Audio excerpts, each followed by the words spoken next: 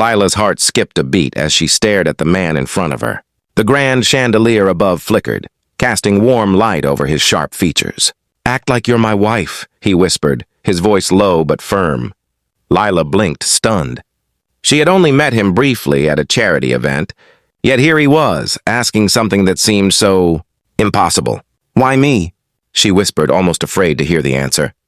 He sighed and looked away, staring out the floor-to-ceiling windows at the city lights below. "Because you understand people. You make them feel at ease. And I need that in my life."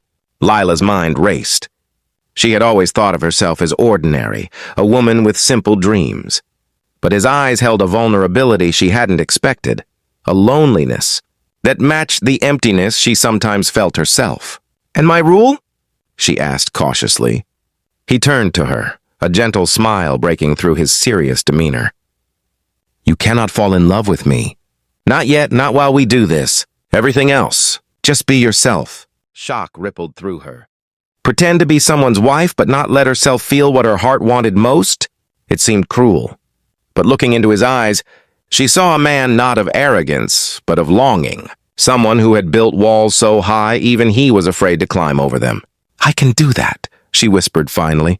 Not because it was easy, but because she wanted to understand him, to touch the human side behind the millionaire's mask. Days turned into weeks. They attended social events together, smiled in photographs, and laughed over candlelit dinners that felt surprisingly real. Lila realized she was learning about the man behind the wealth, the quiet moments when he confided his fears, the way he noticed small acts of kindness, the rare, genuine laughter that escaped him. And though the rules stayed in place, Lila found herself slowly, carefully understanding what it meant to care for someone without expectation, to be close without surrendering her heart. She discovered that sometimes the greatest connections are born not from love alone, but from trust, empathy, and the courage to step into someone else's world. One evening, as they watched the sunset from the balcony, he said softly, "Thank you for being here, for being real."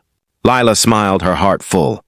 She couldn't break the rule, and he couldn't yet let down his walls, but in that shared silence, they both understood something more important.